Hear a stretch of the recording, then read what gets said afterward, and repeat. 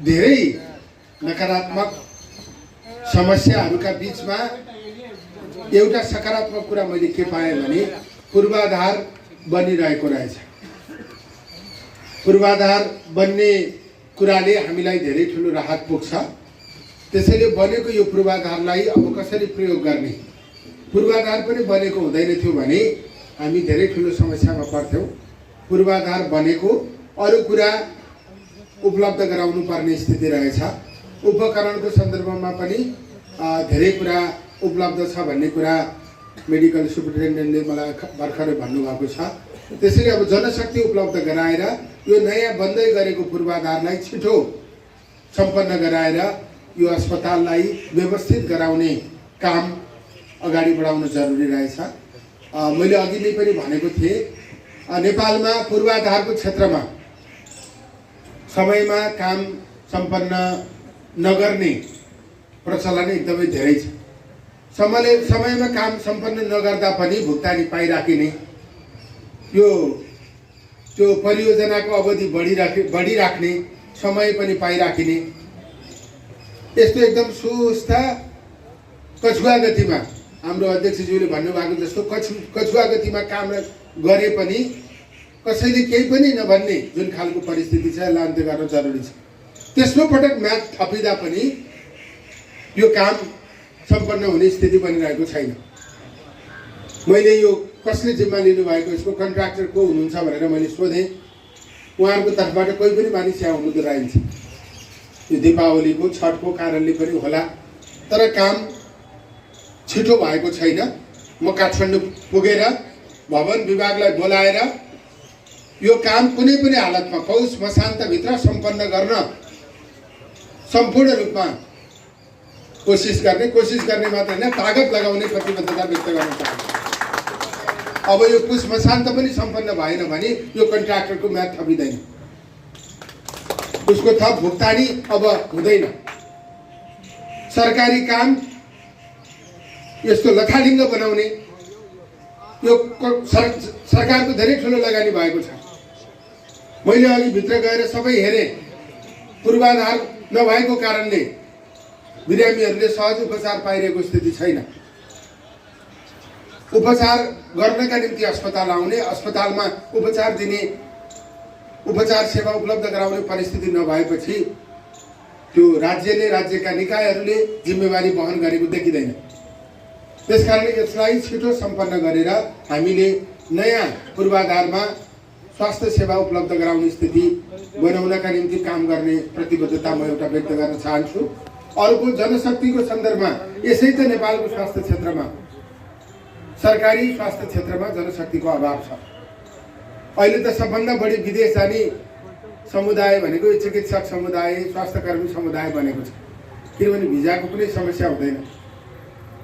अब हामीहरू कतिपयको आफ्नो बच्चाबच्चीहरू डाक्टर होलान्, नर्स होलान्, स्वास्थ्यकर्मी होलान्, उनीहरूलाई राजविराजतिर फर्काउनुभन्दा अमेरिका, अस्ट्रेलियातिर पठाउनतिर हामी पनि उद्यत छौँ।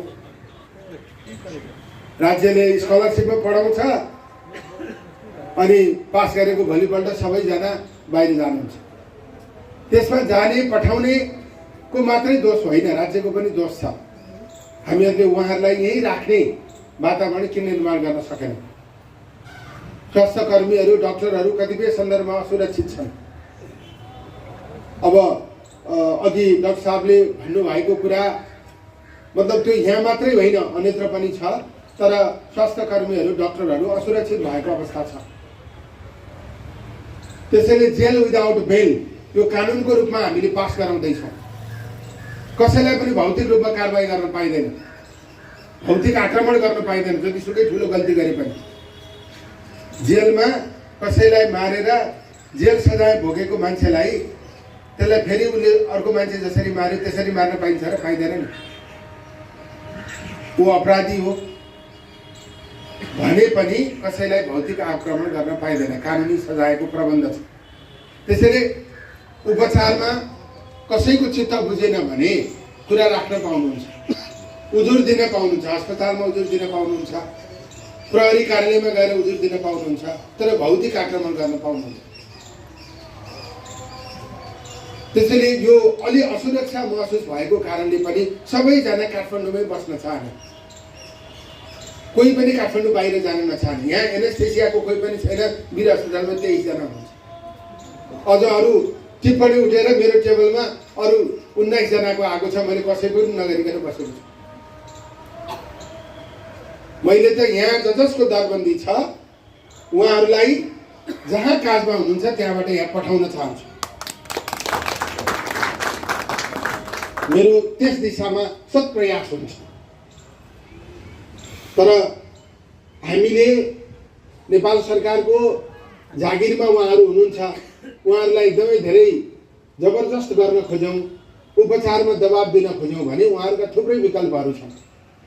त्यसैले त्यो वैकल्पिक बाटो लागेर उहाँहरू हिँड्दिने खतरा पनि छ। त्यसैले उहाँहरूको सेवा सुविधा पनि कम छ, असुरक्षाको वातावरण छ। अब यो एमबीबीएस गजेन्द्र नारायण हस्पिटलमा एमबीबीएस पढेको डाक्टरले 3 वर्ष काम गर्यो भने खासमा स्वतः एमडीएमएस गर्न उसलाई स्कलरसिपको व्यवस्था गर्न जरुरी छ। गजेन्द्र नारायणसम्म आइपुगेपछि उसले आफ्नो करियर बनाउने कुरामा के सहयोग प्राप्त गर्छ त? त्यो कुराको पनि हामीले प्रबन्ध गर्न जरुरी छ। त्यसरी हामीले स्वास्थ्य जनशक्तिलाई योग्य, दक्ष र एकदमै मनदेखि नै काम गर्ने स्थिति निर्माण गर्न खोजिरहेका छौँ। त्यसमा पनि जनशक्ति अब एकदम जति चाहिएको त्यति तत्काल भइहाल्छ मैले भन्न खोजेको होइन, तर न्यूनतम आवश्यकता अनुसार पुरा गर्ने काम चाहिँ छिटो हुन्छ, त्यो म प्रतिबद्धता व्यक्त गर्न चाहन्छु। र अस्पतालमा अब अस्पतालको फार्मेसीमा कुनै पनि औषधि पाइँदैन, छैन भन्न पाइँदैन। अस्पतालले फार्मेसी किन राखेको त? जुन औषधि खोजे पनि छैन भनेर भन्न पाइँदैन।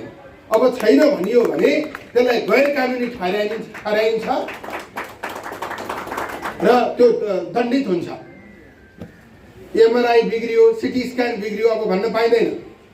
बिग्रिएको छ भने पनि प्राइभेटमा पैसा तिरेर, यहीँको दर रेटमा पैसा तिरेर गर्ने व्यवस्था अस्पतालले गर्नुपर्छ। एमआरआई नै नभएको अस्पताल हुन्छ त? सिटी स्क्यानै नभएको अस्पताल हुन मिल्छ त? छ भने पनि बिग्रियो भनेर महिनौसम्म बसिरहन पाइँदैन। त्यसैले यो एक ढङ्गले लापरवाही भइरहेको छ। मैले कसैप्रति इङ्गित गरेर भन्न खोजेको होइन। यहाँहरूलाई म फेरि रिक्वेस्ट गर्न चाहन्छु कि मेरो अनुरोध हो, यो कोही पनि ड्युटी आवरभित्र 9 बजेदेखि 4 बजेसम्म कोही पनि प्राइभेट प्र्याक्टिस गर्न जान पाइँदैन। यहीँ बस्नुपर्छ। बिरामी भए नि बस्नुपर्छ, नभए नि बस्नुपर्छ। र पदाधिकारीले प्राइभेट प्र्याक्टिस गर्न पाउनुहुन्न। जो मेसो हुनुहुन्छ पदाधिकारीले प्राइभेट प्र्याक्टिस गर्न पाउनुहुन्न। यो कुराहरू अस्पतालमा व्यवस्थित ढङ्गले, म त अहिले त खबर गरेर आएँ, म अब कतिपय अस्पतालमा खबर नगरिकन जान सक्छु। खबर नगरिकन गएर जहाँ मैले भेट्दिनँ त्यहाँ मैले कारबाही गर्नुपर्ने हुन्छ। त्यस हुनाले म अनुरोध गर्न चाहन्छु, सेवा सुविधा बढाउने कुरामा पनि हामी काम गर्छौँ, सुरक्षित बनाउने कुरामा पनि काम गर्छौँ। तर यहाँहरूले आफ्नो भूमिकालाई प्रभावकारी बनाइदिन, किनभने म डाक्टर हुन सक्दिनँ। हजुरहरू जस्तो डाक्टर, नर्स, स्वास्थ्यकर्मी यो देशमा कम छ। समाजले हजुरहरूको सेवा सक्रियता खोजिरहेको छ। त्यसैले एउटा डाक्टर भएर एकदम राम्रो काम गर्ने हो भने उसले अबको चुनाव सजिलै जित्छ। समाजले डाक्टरसँग, स्वास्थ्यकर्मीसँग त्यो ढङ्गको सेवा खोजिरहेको छ। त्यो सबैले दिन सक्दैन, मैले सक्दिनँ, हाम्रो सबै पार्टीको अध्यक्षज्यूहरू हुनुहुन्छ, उहाँहरू कसैले पनि सक्नुहुन्न। त्यसैले मानव सेवा गर्ने सबभन्दा ठुलो सिप तपाईँसँग छ। त्यो हाम्रो समाजलाई आवश्यक छ। त्यसअनुसार गरिदिनका निम्ति म अनुरोध गर्न चाहन्छु।